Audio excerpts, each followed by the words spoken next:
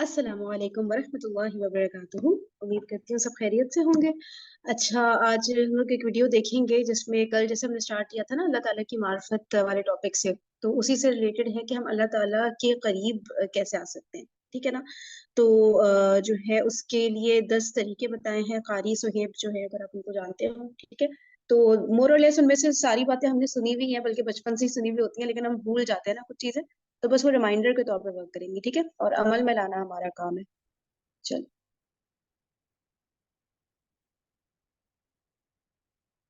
بسم اللہ الرحمن الرحیم۔ یہ تقرب الہی لینے کا پہلا طریقہ یہ ہے، جب تک اللہ کی معرفت کسی کو نہیں ہے اس کو تقرب نہیں مل سکتا۔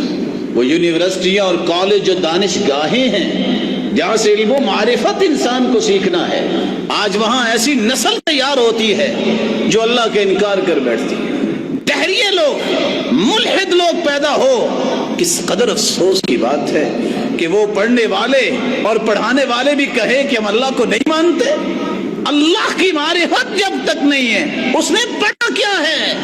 جسے اپنے خالق کی معرفت نہیں ہے، اپنے رازق کی معرفت نہیں ہے، جس کو اپنے بنانے والے کا ہی پتہ نہیں ہے، اس کے پاس علم کیا ہے، اس کے پاس دانش کیا ہے، اس کے پاس عقل کیا ہے، خیرت کیا ہے۔ اللہ تعالیٰ کی تقرب کو حاصل کرنے کا ایک دوسرا طریقہ بھی ہے، لا طریق اقرب الی اللہ من العبودیہ۔ جب تک آپ اپنی زندگی کے مقاصد پہ غور نہیں کرتے کہ مجھے اللہ نے بنایا کس لیے، میری قسمت میں 5 نمازیں ہی نہ ہوں تو میں خوش قسمت کیسے ہو سکتا ہوں؟ 23 گھنٹے میری نجی زندگی میں گزرتے ہیں، 1 گھنٹہ میں اللہ کی عبادت کے لیے نہیں نکال سکتا، میں اپنی زندگی کے مقاصد سے واقف کیسے ہوں؟ اللہ کی عبودیت، اس کی عبادت کو توجہ کے ساتھ ادا کرنا، اس سے تقرب الہی نصیب ہوتا ہے۔ امام ابن تیمیہ رحمہ اللہ اس لیے کہا کرتے تھے، جس نے ہمیشہ کی سعادت کا اپنے آپ کو حقدار بنانا ہے، وہ عبادت کی دہلیز کو نہ چھوڑے، وہ عبادت پہ لگا رہے، اللہ اسے کبھی اپنی رحمت اس سے محروم نہیں کرے۔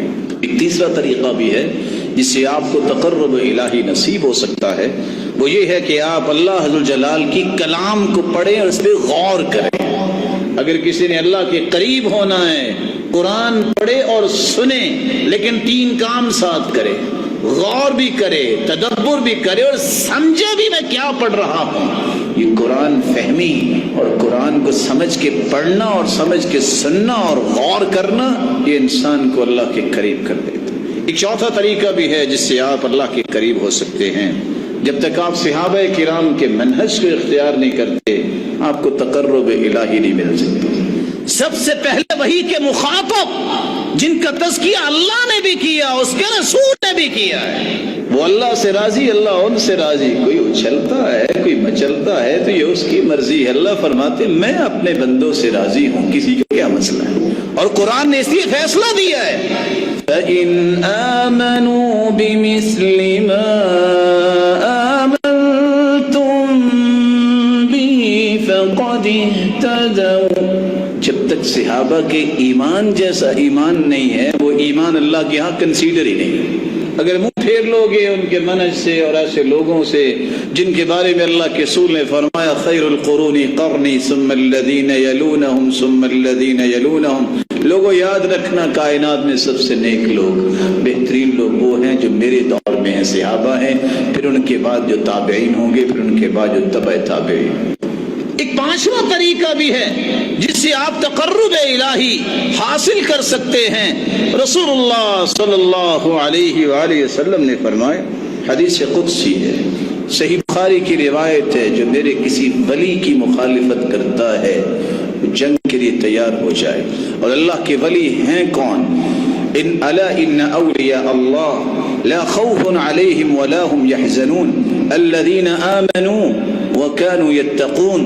سچے مومن اور تقوی والے لوگوں کو اللہ نے ولی کہا ہے، اور قربانیاں ان کی ہی قبول ہوتی۔ جس نے ولی کی مخالفت کی میرے ساتھ جنگ کے لیے تیار ہو جائے. اور سیدنا انس کی روایت کی روشنی میں بھی کہنے لگا ہوں, آپ بھی دل میں کہیے گا.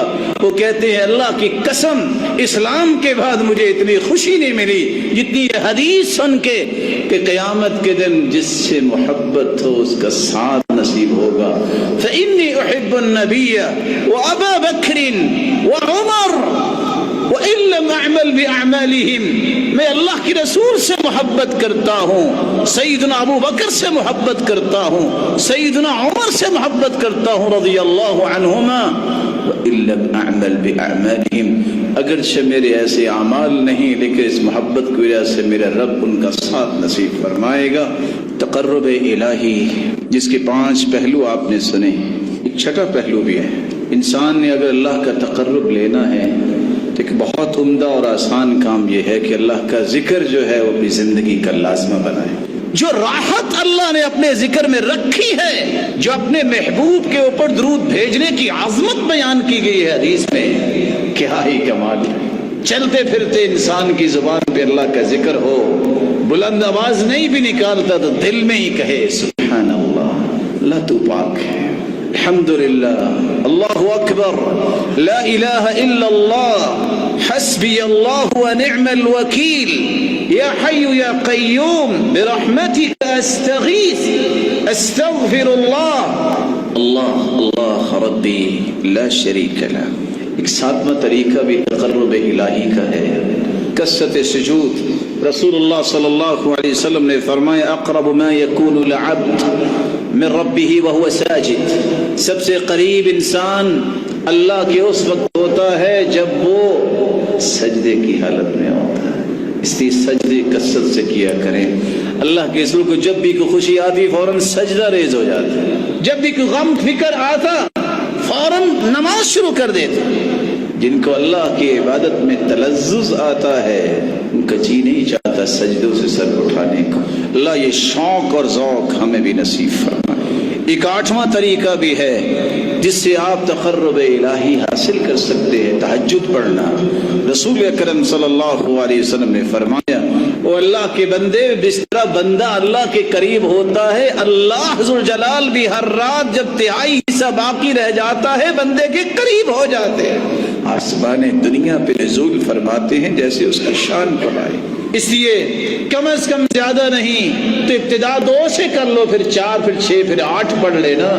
تم نہیں 5-10 پارے پڑھ سکتے, 10 آیتیں تو پڑھ سکتے ہو نا. من قام, جو شخص اللہ کے سامنے کھڑے ہو کے ب10 آیات 10 آیتیں پڑھ لیتا ہے, لم یکتب من الغافرین, اللہ غفلت کرنے والوں سے اس کا نام کاٹ دیتے ہیں, اس سے غفلت دور کر دیتے ہیں. ایک 9واں طریقہ بھی ہے جس سے آپ اللہ کا تقرب لے سکتے ہیں. والدین سے بڑھ کے کوئی نعمت, ان کی خدمت کریں, ان کی خدمت کریں, ان کو خوش کرے اور راضی کرے. اور سب سے بڑی خدمت یہ ہے کہ والدین کی نیکی کی راہیں آسان کریں, ان کا خیال کرے زندگی میں. صرف کھانا پینا عام شخص کرتا ہے, دیندار کی تڑپ ہوتی ہے جو ابو ہریرہ کی تڑپ ہے. رو رہے ہیں, اللہ کے رسول سے گزارش کر رہے ہیں, اللہ کے رسول دعا کر دے اللہ میری ماں کو اسلام کی نعمت سے نواز دے. ماں باپ میں نماز نہیں کوئی پڑھتا, دین پہ نہیں, اس پہ رونا چاہیے, گڑ گڑائیے رب کے لیے. جس طرح دنیا میں اکٹھے رہنا ہم پسند کرتے ہیں, یا اللہ جنت میں بھی ہمیں اکٹھا فرما.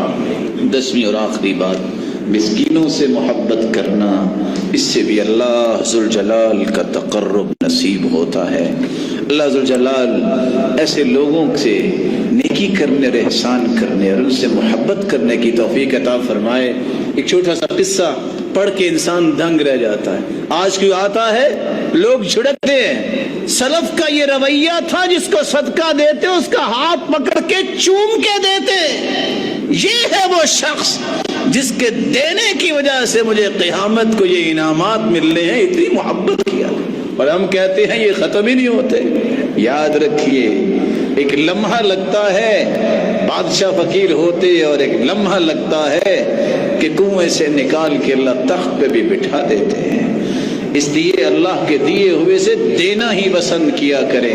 یحییٰ بن معاذ کہا کرتے تھے دانے تو بہت دیکھے ہیں لیکن کیا کمال کا یہ دانا ہے جو صدقے میں دیا جائے، جو دانا پہاڑ بن کے نیکیوں کا قیامت کو مل جائے گا.